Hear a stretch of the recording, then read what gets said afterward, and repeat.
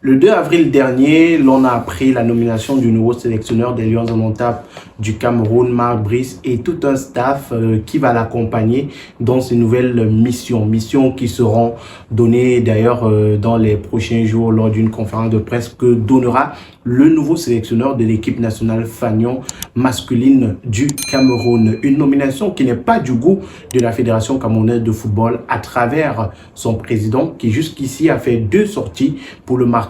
Une publiquement à travers ses comptes officiels et l'autre à travers une lettre envoyée au ministère des Sports. Nous parlons de cette sortie de Mr Samuel Eto'o dans cette vidéo avec notre consultant, Monsieur Rino. Bonsoir Yannick Rino. Bonsoir Monsieur Magique, bonsoir aux abonnés.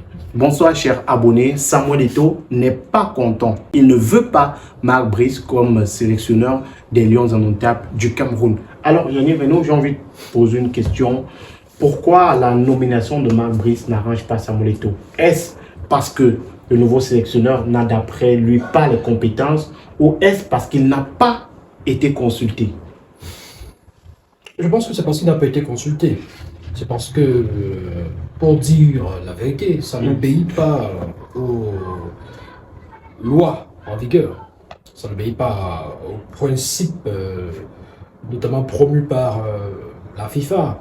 Parce que c'est effectivement la prérogative, la compétence de la fédération, de chaque fédération, de nommer son sélectionneur, les sélectionneurs de son équipe nationale Fanion.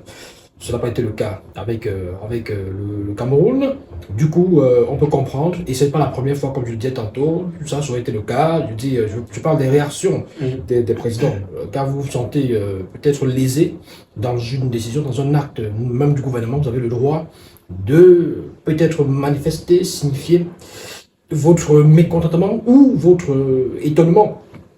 Cela dit, maintenant, est-ce que ça signifie qu'il faille aller en guerre contre le gouvernement en question, contre l'État, contre le ministère des Sports?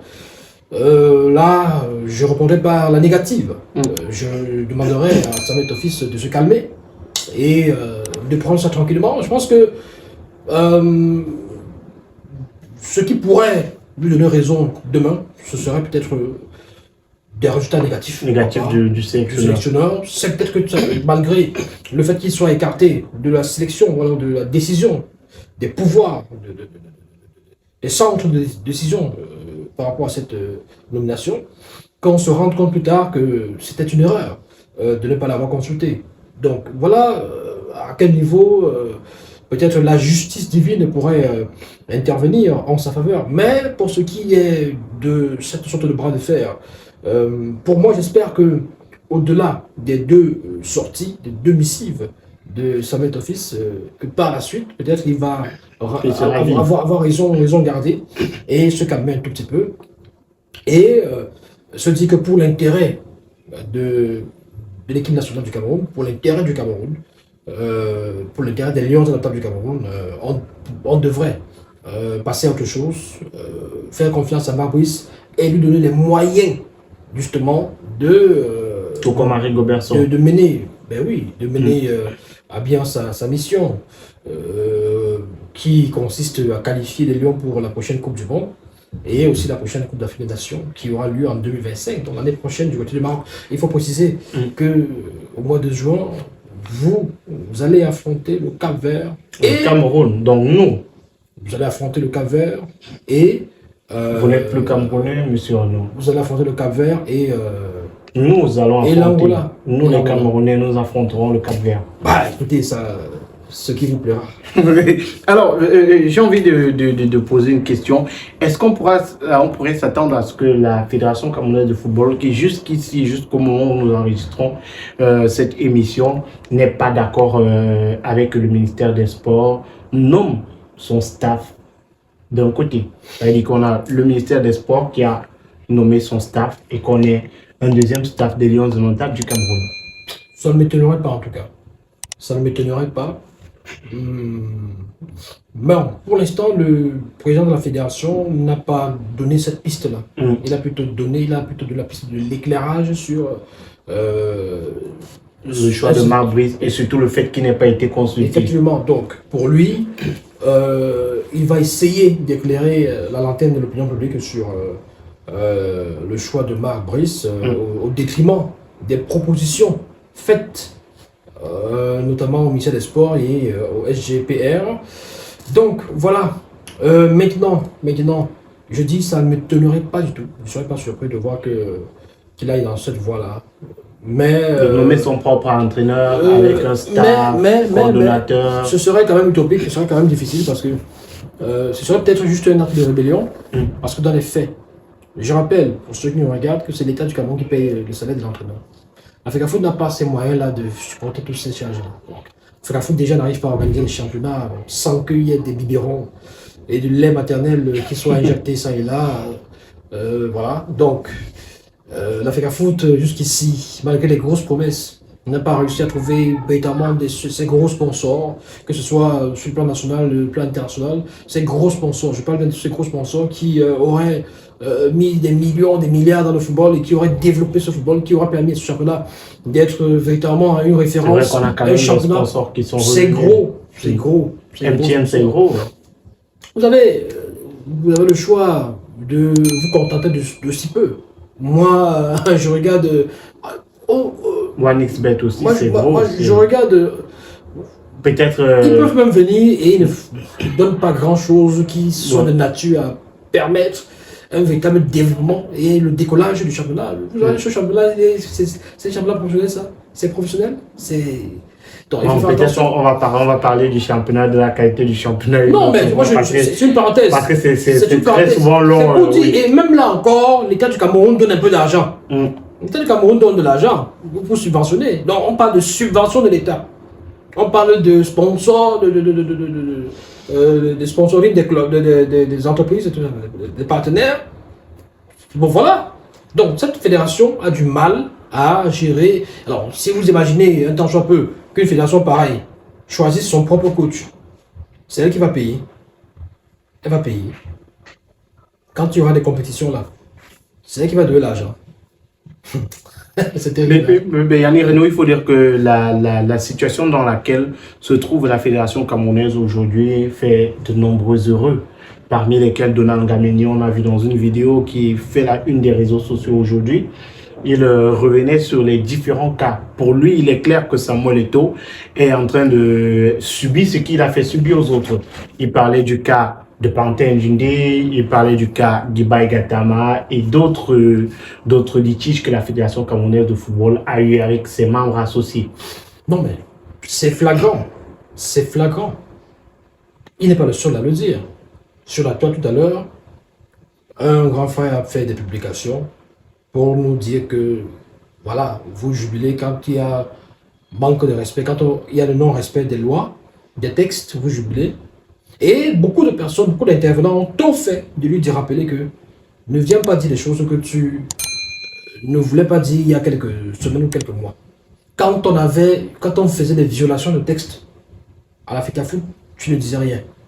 Tu ne disais rien. Parce qu'il faut rappeler aux gens et aux autres que le problème, le conflit entre Guiba Gatama et le président actuel de la fédération, c'est un simple rappel des textes. Président, vous êtes en train de vouloir vous écarter des textes qui régissent la fédération en termes de réaction. J'ai le nombre de jour comme de nuit. Ce qui n'est peut-être pas faux. Comme pour dire... Non, le problème, ce n'est pas que ce soit faux. Le problème, c'est est-ce que c'est approprié au moment où on rappelle... Donc, aujourd'hui aussi, aujourd'hui, il se plaint également de ceux qui violent le texte et ceux-là aussi le montrent qu'ils ont les longs bras. Ils ont même les gros yeux. Une question en passant, monsieur Renaud. Samuel Eto'o a-t-il les longs bras? Sur le plan morphologique, il a des bras comme tout le monde, des bras ordinaires. Voilà, donc... Voilà, et on parlait de ces nombreux heureux là, on revenait sur les différents cas où la Fédération camerounaise de football, même si dans certains cas, la Fédération camerounaise de football est allée en justice et elle a gagné les différents procès. Voilà, parlons... Pour beaucoup de cas aussi, la Fédération camerounaise de football a été déboutée et n'a pas respecté. Je parle de la fédération actuelle. Tout comme, bon, écoutez, Je parle de la fédération actuelle. Cette fédération a été déboutée au niveau du TAS. On connaît les différentes dernières décisions. La dernière affaire où le TAS a rendu des décisions en faveur de pas mal de clubs, même par terre du D et tout ça. Et que la fédération a encore contre-attaqué, a refusé d'appliquer. Donc, qu'on ne vient pas nous dire que l'État du Cameroun a l'apanage de la violation des textes. Donc, ceux qui sont également là-bas, ils sont spécialisés dans ce domaine-là. Et en fait, ce qu'ils font, c'est de la manipulation. Ils vous font croire qu'en fait, ce sont eux qui sont dans le droit. Et les autres ne connaissent pas le droit. Ils ne connaissent rien. Ils ont des avocats là qui passent le temps à transformer ce qui est normal, légal, en ce qui est plutôt, qui ressemble plutôt à du banditisme. Donc, on sait que le TAS a rendu des décisions il y a quelques mois. Beaucoup de ces décisions-là, notamment sur de la LFPC. C'est vrai que dans ces différentes décisions sur les plateaux de télévision, on parlait de la difficulté à la compréhension de ce qui avait été dit de TAS. L'expression exacte m'échappe un peu de comment chacun appréhende les décisions qui ont été prises par le TAS. C'est vrai que sur les plateaux de télévision... De manière globale, beaucoup de décisions ont été en défaveur de la fédération. Oui. Mais elle n'a pas respecté. Et d'ailleurs, il y a eu des recours. Il y a toujours des recours. Vous pensez que les affaires concernant justement le corps sportif là, au niveau du tribunal de commerce de Paris, par exemple, on n'avait pas débouté l'Africa Foot? Il n'y a pas eu des recours? Toujours comme ça, toujours comme ça. Est-ce qu'ils ont accepté? Est-ce qu'ils se sont soumis à ce qui a été décidé là-bas? Non. Donc, quand on ne vient pas nous dire aujourd'hui que quand on passe de 5 ans à 7 ans, quand on va faire une assemblée générale de l'Africa Foot au Best Western ici à Douala, et que lors de cette assemblée générale, où le président en question est présent, il est présent dans la salle, des membres de l'assemblée générale font du ayo-payo. Ayo-payo, c'est en quelle langue? Dans le Mapuka. Non. Oui. Il faut que j'explique. Il faut du ayo-payo. Ils dansent le Mapuka serré. Et ils font des motions de soutien. Et ils disent que désormais, le mandat du président passe de 5 ans à 7 ans. Et tout le monde applaudit. Et c'est consigné dans le procès verbal de cette assemblée générale. Mais monsieur Renaud, est-ce que vous ne considérez pas ça comme une violation de texte? Dans une sortie. Pas de 5 ans, c'est 4 à 7 ans plutôt. C'est de 4 à 7 ans. À 7 ans, oui. De 4 ans à 7 ans. Parce que le mandat, c'est 4 ans. Donc, à ce niveau, donc ce n'est pas une violation de texte. Dans une sortie, monsieur Renaud, Samuel Eto'o, lors, je crois, d'un événement, je crois que c'était du côté de Yaoundé, ça va certainement me revenir, il avait dit que c'est le comité exécutif qui avait fait cette proposition-là, et lui, il n'a pas validé. Voilà. Et non, il ne faut pas dire ça et traverser. Non, là, c'est la sortie de Samuel Eto'o. Ce n'est pas faux. Tu peux répondre? Ok. Tu es présent quelque part, lors d'une assemblée générale, et les gens commencent à faire leur atalakou, et ils proposent, et c'est consigné dans le rapport de la réunion. C'est sauvegarde. C'est-à-dire que ça fait partie des clous, comment dire ça? Pendant longtemps, ce que vous oubliez, c'est que pendant longtemps, sur la toile et partout, ça a fait débat. Des gens ont estimé que le président est libre, que les gens sont libres de passer de 4 à 7 ans. Donc, que ce soit le même président qui vient plus tard nous dire qu'il n'était pas d'accord, il faut bien préciser aussi le contexte. À ce moment-là, on parlait déjà de la réaction de la FIFA. La FIFA n'est pas... Vous ne pouvez pas... D'abord, qu'ils soient d'accord ou pas, ça ne pouvait même pas être le cas.